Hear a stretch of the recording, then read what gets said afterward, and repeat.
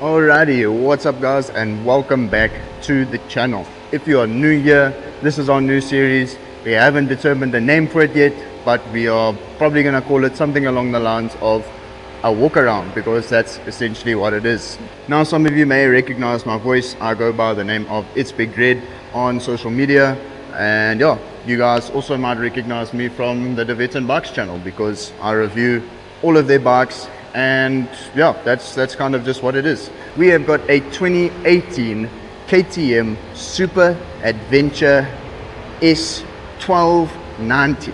Now you got your 1190, your 1290, your 1390. I just want to mention quickly guys, this is going to be a bit of a speed run. There's a lot to cover, you don't have a lot of time. Boom boom boom, getting right to it. This is the same engine that you're going to find on your Duke 1290s, and that is one of my favorite things about these adventure bikes.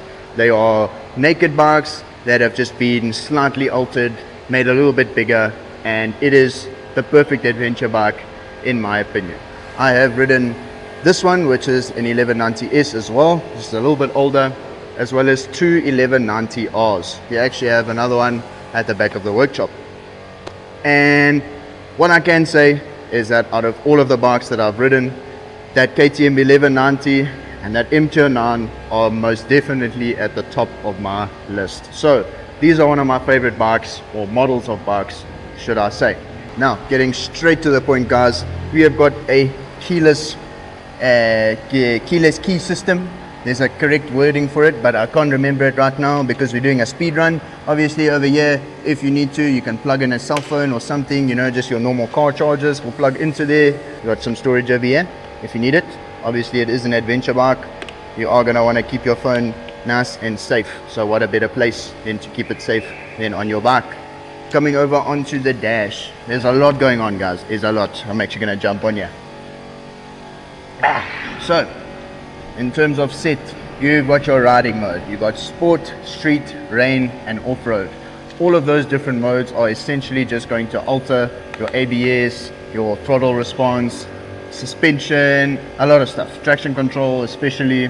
You've got your cruise control over here. You can set it there, set it back.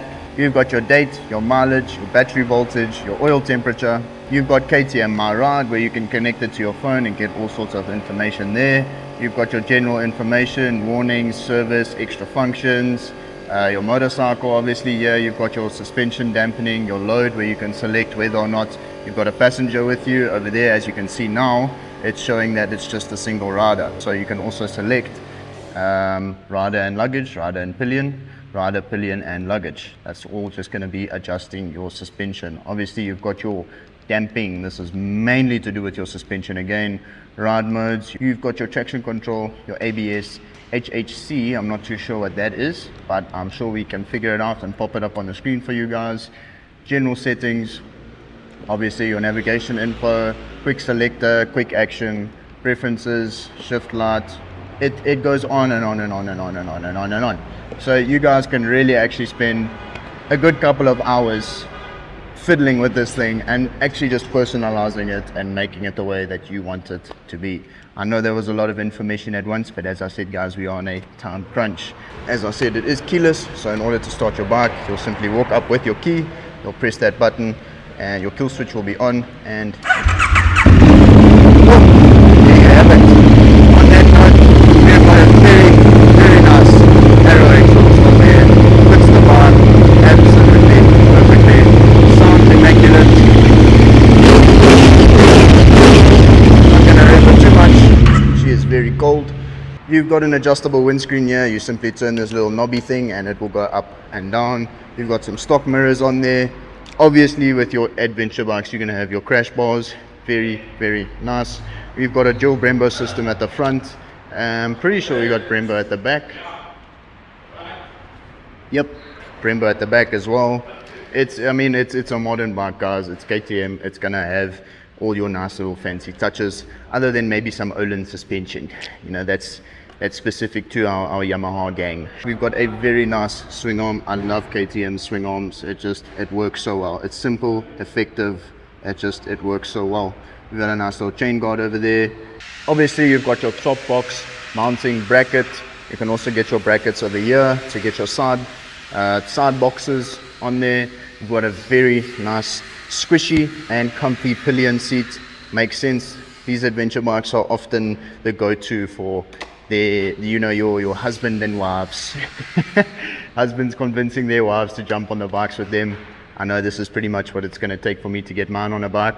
But anyways, and finally, just to sort of wrap things up, guys, I just want to touch on how these things ride, because they are absolutely immaculate. Now, in terms of major differences between this and the S, the only thing that I can really say that stood out to me is power delivery and gearing. The power delivery on the R hits much sooner than on the S, and the S just feels a lot less nimble as a result. So it's mainly a power factor, but as a result, you find the bike feeling a little bit less nimble. Other than that, nothing to complain about in the power department. It's an extremely comfortable bike, very, very natural feeling. Only downside on these newer models is that the seat is quite wide, while the foot pegs are very close. So you find yourself having to kind of consciously keep your feet and legs tucked in. Again, on the maneuverability note, I did say that the R's tend to feel a little bit more nimble. Unfortunately, with this bike, I can't give you guys a definite answer. As I said, I have not ridden it. However, if we're going to take into consideration the other ones, this one might be a little bit less nimble, but that's purely based off of information on previous models. So I don't want to say anything for sure. All in all, as I said, guys, beautiful looking bike. A lot of adjustments that you can make to personalize it to yourself. You've got the comfort, you've got the acceleration, you've got the maneuverability, you've got the off-road capabilities, you've got the storage.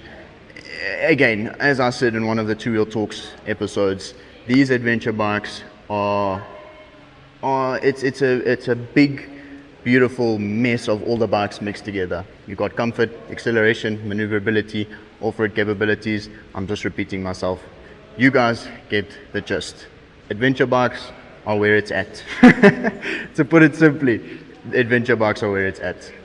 The only thing that I would most likely take other than one of these would most likely be an MT-09. At the end of the day, it all depends on the application that you're going to be using it in.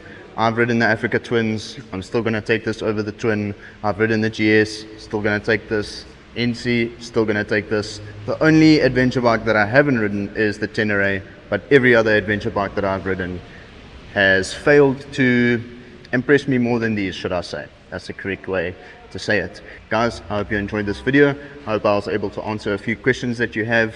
Again, if you find me being wrong about something, please let me know in the comments. I'm more than happy to learn. I love being corrected, should I say. It's, and constructive criticism, that's the right way to say it. I'm a huge fan of constructive criticism. Again, Tyler, #1 salesman, boom, boom, boom, eating Astros, making deals. Guys, thank you so much for watching if you made it through to the end of the video. Once again, it's been your boy, Big Red. If you enjoyed this, you can maybe go over onto my channel, check out some of the longer reviews. We do have 2 1190 reviews on there, so you can go and actually no, just one. Yeah, just one. We do have an 1190 review on there. You can go and check that out if you would like. But other than that, that's it from me today, guys. I hope you all enjoyed, and I'll catch you guys all in the next one. Peace.